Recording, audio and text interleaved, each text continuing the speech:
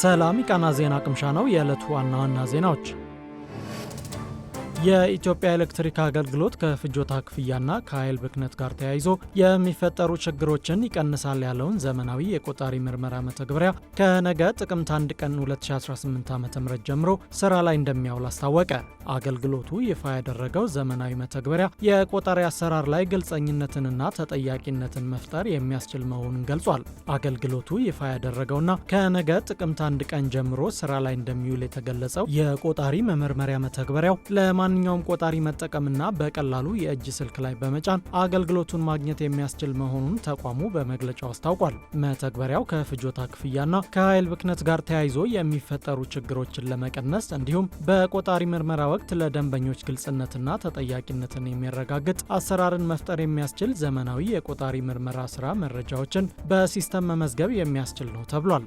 በተጨማሪም መተግበሪያው መረጃዎችን በምስል በመያዝ የኦዲት ስራን በማቅለልና የአገልግሎቱን ወጪ በመቀነስ ረገድ ከፍተኛ ሚና እንዳለውም ተመላክቷል። የቆጣሪ ምርመራ ሲከናወን በማን እንደተሰራ፣ ምን ግኝቶች እንደተገኙ፣ መቼ ምርመራው እንደተከናወነ እንዲሁም የተገኘው ግኝትና የተወሰደውን እርምጃ በምስል መተግበሪያው ላይ ማግኘት እንደሚቻል ተመላክቷል። መተግበሪያው የኢትዮጵያ ኤሌክትሪክ አገልግሎት የደንበኞችን አጠቃላይ አገልግሎት ለማዘመን እያደረገ ያለውን ጥረት የሚያግዝ መሆኑንም አስታውቋል።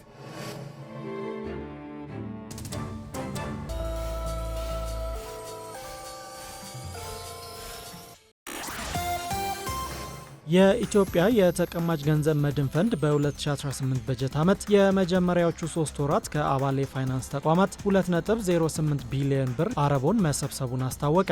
የተሰበሰበው አረቦን የእቅዱን 100 በመቶ አፈጻጸም የተመዘገበበት ሲሆን ከባለፈው ዓመት ተመሳሳይ ወቅት ጋር ሲነጻጸር ደግሞ የ26.83 በመቶ ብልጫ እንዳለው ተገልጿል። በፈንዱ የተሰበሰበው አረቦን ከፍ ያለበት ምክንያትም የአባል የፋይናንስ ተቋማት ተቀማጭ ገንዘብ በማደጉ እንደሆነ ቃና ከተቋሙ ያገኘው መረጃ ያሳያል። በአጠቃላይ ፈንዱ እስከዛሬ ከአባል የፋይናንስ ተቋማት የሰበሰበው አረቦንም 15.93 ቢሊዮን ብር መድረሱ ተገልጿል። እንዲሁም ፈንዱ በ2018 በጀት ዓመት የመጀመሪያ ሩብ ዓመት 1.82 ቢሊዮን ብር በመንግስት ግምጃ ቤት ሰነድ ላይ ኢንቨስት ያደረገ ሲሆን አጠቃላይ የፈንዱ ኢንቨስትመንትም 16.49 ቢሊዮን ብር ደርሷል። እስካሁን 1.85 ቢሊዮን ብር ከኢንቨስትመንት ስራው ገቢ ማግኘቱ ተገልጿል። ተቋሙ ስራ ከጀመረ አንስቶ ከሰበሰበው አጠቃላይ አረቦን ውስጥ 14.51 ቢሊዮን ብሩ ከመደበኛ ተቀማጭ ገንዘብ የተሰበሰበ እንደሆነና ቀሪው 1.42 ቢሊዮን ብር ከወለድ ነጻ ተቀማጭ ገንዘብ የተሰበሰበ መሆኑን አስታውቋል። ይህም 50.03 በመቶ የሚሆነው ከግል ባንኮች፣ 48.58 በመቶ ከኢትዮጵያ ንግድ ባንክ እንዲሁም ቀሪው ከማይክሮ ፋይናንሶች የተሰበሰበ መሆኑን የተቋሙ መረጃ ያሳያል። በተያዘው የበጀት ዓመትም ፈንዱ ከአባል የፋይናንስ ተቋማት 9.56 ቢሊዮን ብር ለመሰብሰብ እቅድ ይዞ እየሰራ ነው። ጀርመን በልማት ትብብሯ በኢጋድ አባል ሀገራት ለሚከናወኑ የማይበገር የአየር ንብረት ለውጥ አቅም ግንባታ ስራዎች 22.5 ሚሊዮን ዩሮ ድጋፍ ለመስጠት መዘጋጀቱ ተገለጸ። የምስራቅ አፍሪካ የልማት በይነ መንግስታት ባለስልጣን ኢጋድና ጀርመን በልማት ትብብራቸው ዙሪያ ትላንት በጅቡቲ ምክክር አድርገዋል። በምክክሩ ላይ የኢጋድ ዋና ጸሐፊ ዶክተር ወርቅነህ ገበየው፣ የጀርመን የኢኮኖሚ ትብብርና ልማት ሚኒስትር የምስራቅ አፍሪካ ዘርፍ ኃላፊ ጁሊያ ሃኒንግና በጅቡቲ የጀርመን አምባሳደር ዶክተር ሄይክ ፋለር ተገኝተዋል።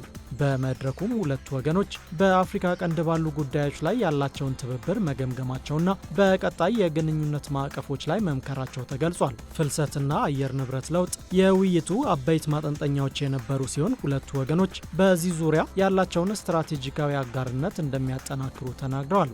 በመድረኩም ጀርመን ለኢጋድ የፍልሰት ፖሊሲ ትግበራ ፕሮጀክት ቀጣይ ምዕራፍ ትግበራ 2.5 ሚሊዮን ዩሮ ለመደገፍ ቃል መግባቱ ተገልጿል። በተጨማሪም የጀርመን መንግስት በኢጋድ አባል ሀገራት ለሚከናወኑ የማይበገር የአየር ንብረት ለውጥ አቅም ግንባታ ስራዎች በቀጠናዊ የአደጋ ፋይናንስ ፕሮግራም አማካኝነት 22.5 ሚሊዮን ዩሮ ለመደገፍ መዘጋጀቱ ተገልጿል። የፋይናንስ ማዕቀፉ የአየር ንብረት ለውጥ ድንገተኛ አደጋዎችን የመከላከል ስራዎችን የሚደግፍና የኢጋድ የድርቅ አደጋን የመቋቋምና ዘላቂነት ኢኒሺዬቲቭ ጨምሮ ሌሎች ፕሮጀክቶችን የሚደግፍ እንደሆነ ኢዜአ ዘግቧል።